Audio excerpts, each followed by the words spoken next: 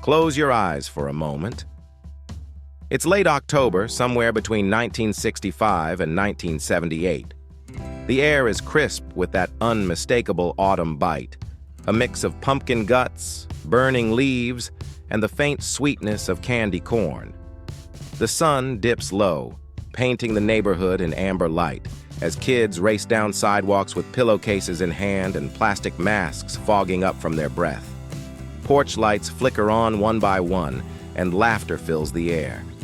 Do you remember when Halloween wasn't about store-bought perfection, but about imagination, cardboard, and a bit of mom's eyeliner? Back then, Halloween wasn't just a night. It was a feeling, a snapshot of a simpler America before the world went digital, when our stories were still told by the glow of a jack-o'-lantern. Welcome to the past unplugged. And if this trip down memory lane warms your heart, make sure to like, share, and subscribe for more stories just like this, only on the past unplugged.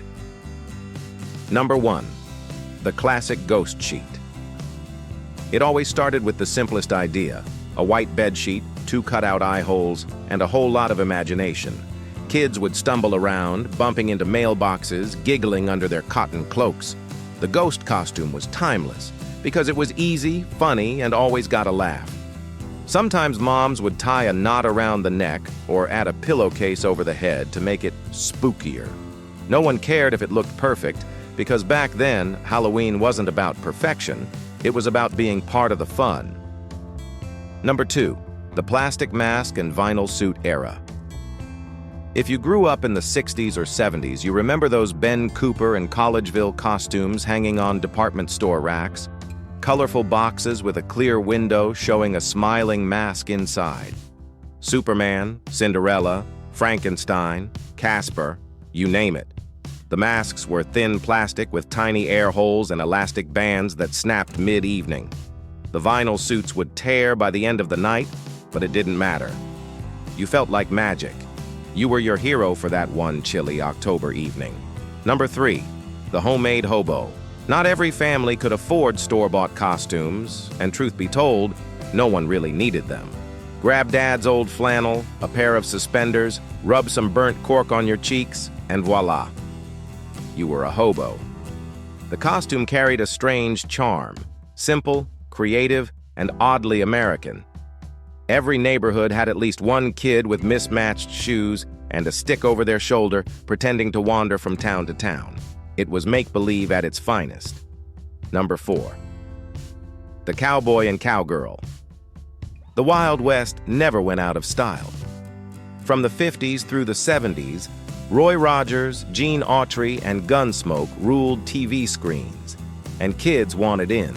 Little boys wore cowboy hats too big for their heads, toy pistols strapped to their belts. Girls tied red bandanas around their necks, dreaming of riding off into the sunset. The smell of leather belts and plastic holsters filled every trick-or-treat route. For one night, every driveway was a dusty frontier, and every candy bucket a buried treasure. Each costume told a story, not of monsters or superheroes alone, but of a time when childhood was handcrafted, not downloaded. These weren't just disguises. They were snapshots of who we wanted to be. Number 5, the classic witch pointy hat, black dress, green face paint, and sometimes mom's old broom. The witch costume was every kid's go-to when all else failed. Add a plastic cauldron and you had yourself the full effect. The smell of grease paint, the crunch of fallen leaves underfoot, the moon cutting through fog. It all made the night feel a little more enchanted, a little more alive. And when a group of witches walked together, it wasn't scary. It was Halloween itself walking down the street. Number 6, the skeleton suit black pajamas painted with glowing bones. It was eerie, simple, and somehow thrilling. Some kids painted their own using mom's white fabric paint, while others were lucky enough to have the store-bought kind that glowed faintly under the streetlights. When the night grew cold, you could see your breath puffing through that hollow grin. The skeleton wasn't just scary, It was a rite of passage for every kid who wanted to feel a little brave. By now, pillowcases grew heavy, sneakers scuffed, and masks torn. But no one wanted to go home yet. Halloween wasn't about the candy anymore. It was about the adventure, the friendships, the stories whispered in the dark. Number 7. The monster and mummy toilet paper, gauze, and maybe some ketchup for blood. The mummy was the king of DIY. Kids would wrap themselves up, then halfway through the night unravel like spinning tops. Monsters, on the other hand, were where imagination ran wild. Dracula capes made from curtains, Frankenstein bolts glued to the sides of heads. Moms and dads joined in, helping with the makeup, laughing when fake blood stained the sink. It was messy, but it was real. Number 8. The clown before clowns got creepy.